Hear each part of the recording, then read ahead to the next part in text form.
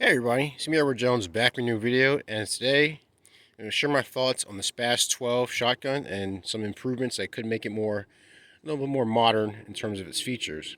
So as I told you guys before, my wife's uncle let me borrow this gun. I was I was begging him to let me clean it because he bought it sometime. I think it was either the late '80s, early '90s. He probably picked it up, and he shot it a few times, and he just really hasn't done anything with it. So I was able to get a hold of it and do some shooting. I took it apart, and I managed to find a few things about the gun that were some quirks that I do like, some things I don't particularly care for, and ways I think that there's some things that could be done to the gun to make it more modern.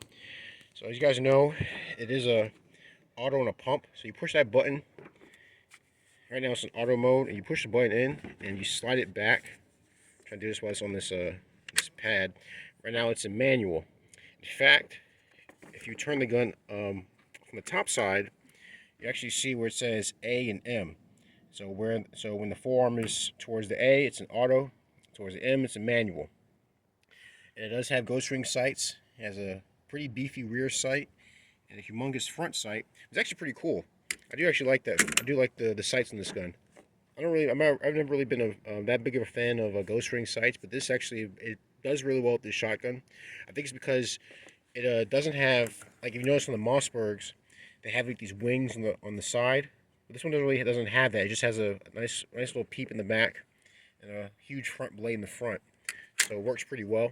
This one does have the hook, obviously, and it's a pretty cool gun. One of the things I do like about the shotgun, compared to many other guns that you see nowadays, it has interchangeable choke tubes, but they're outside of threads.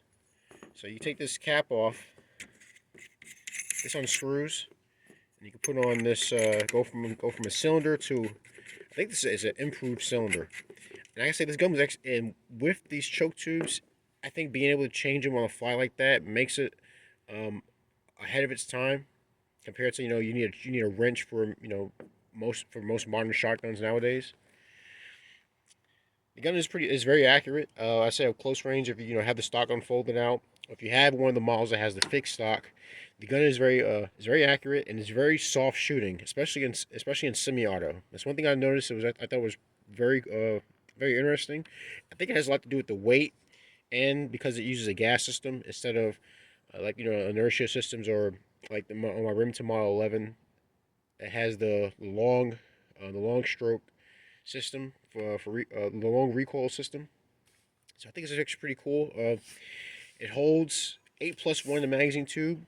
And one thing I noticed is pretty cool is this gun can actually you can accidentally ghost load it. So you can actually have 8 in the magazine tube and one in the receiver and one in the chamber.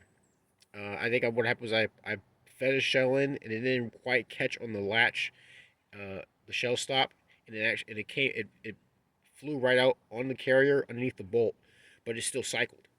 I thought that was a pretty cool thing that you could do with this gun.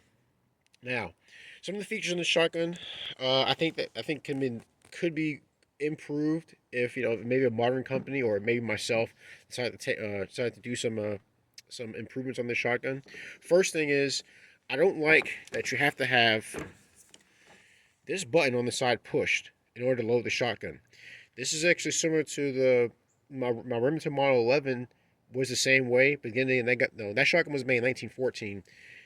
So were also many early Brownings, but then Browning came out with the Auto Light 5, and where it had the two-piece carrier, and that's one of the upgrades I did in my shotgun. My Model 11 was I managed to get a two-piece carrier, so I can actually load the shotgun when I have to push the bolt release on the side.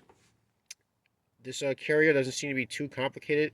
I can see a design being made where the carrier is made with two pieces. Maybe maybe this section right here could have a spring hinge on the inside, without having to do many alterations to the gun on the internals. So that's one thing I think that could be done with the gun that makes it make it a lot more modern, because it's a pain in the ass to hold this gun, and have to hold this button down so you can load your shells in.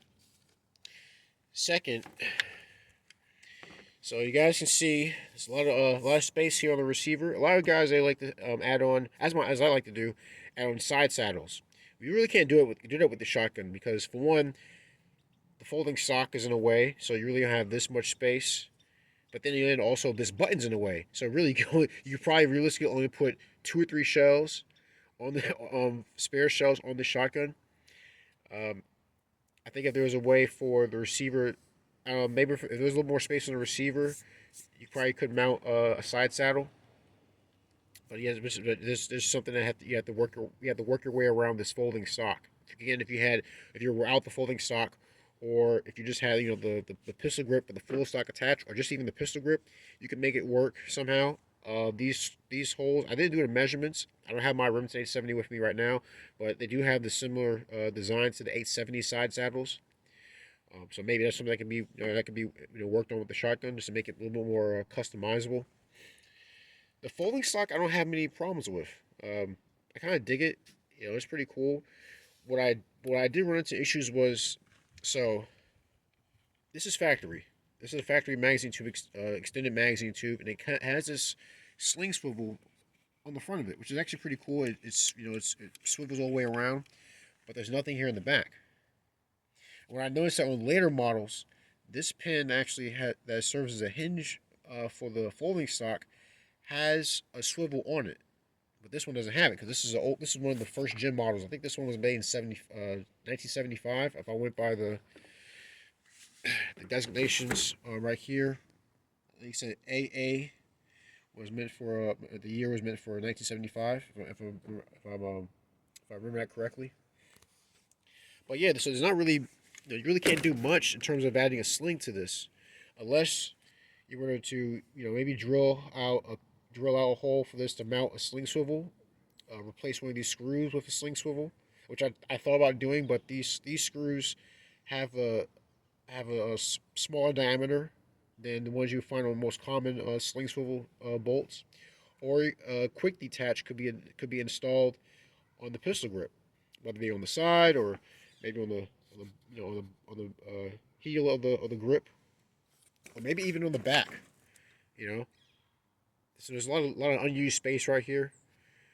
But then I guess you really couldn't put anything on the back, because if you had a sling swivel on the back and you try to unfold the stock, well,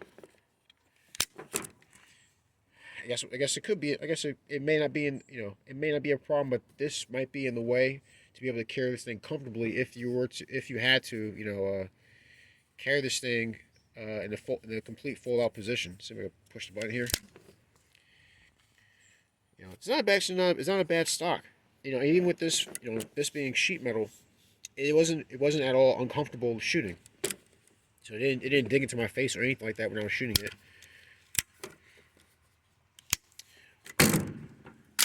Also, I saw some newer models that had for this, they had a raised section on the stock, so you can quickly deploy the stock without having to push the button down right away.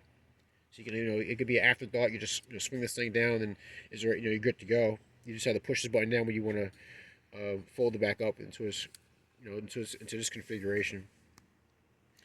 One other thing I thought about is that since M-lock is becoming a big thing, has been a big thing for a number of years. I think M-lock rails could work on this model, but the trouble you're going to have is that this grip, this forearm, is taking up too much space to be able to really actually use these slots without using something like a spacer. Maybe if you had M-lock attachments, you could probably put something on top of this heat shield.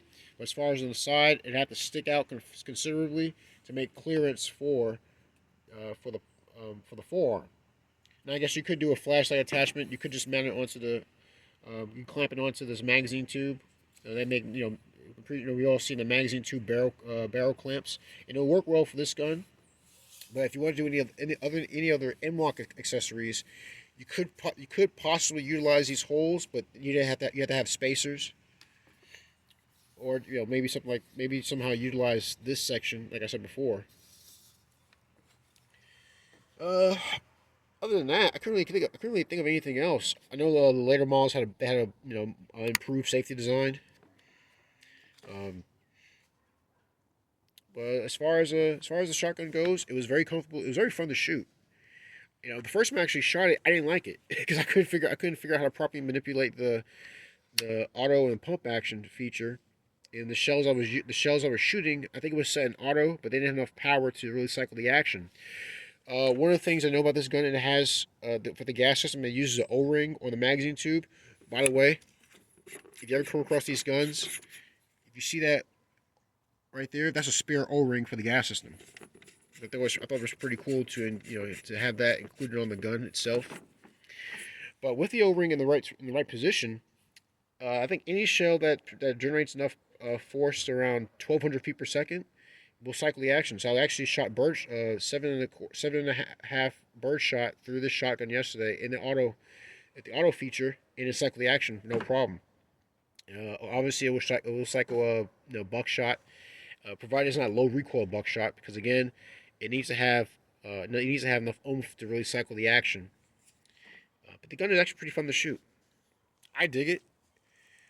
I can't wait to. I wanted to do some more accessories too. I wanted to see if I can add some more accessories to this gun before I send it back to him. Primarily a sling. That's really my biggest focus on, was trying to find the sling swivel for this gun. I've seen a replacement pin for this. I think it was like $150, which is outrageous. So I may try to come up with some other way of attaching the sling to this gun before I send it back to my wife's uncle.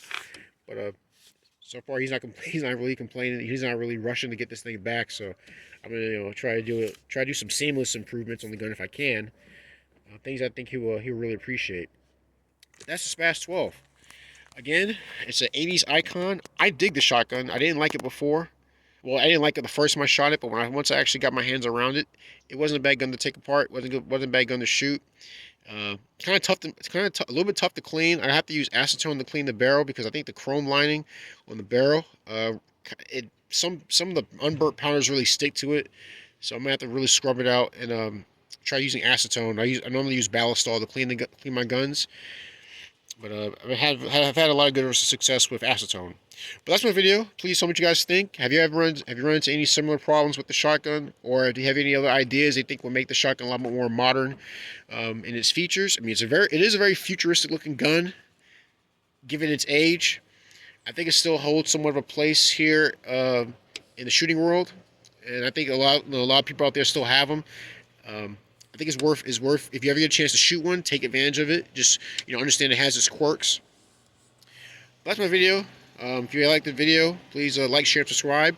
If you want to help out the channel where I can work on more projects like this, go to my YouTube homepage, look for the PayPal link and the Cash App link. All donation amounts are appreciated. Any gripes, complaints, send me a PM. I'll see if I can address them. My neighbor's doing some yard work. But that's my video. My thoughts on the SPAS-12 and some improvements to make it more modern. I'm Edward Jones. You guys take care, be safe, stay strapped, and God bless.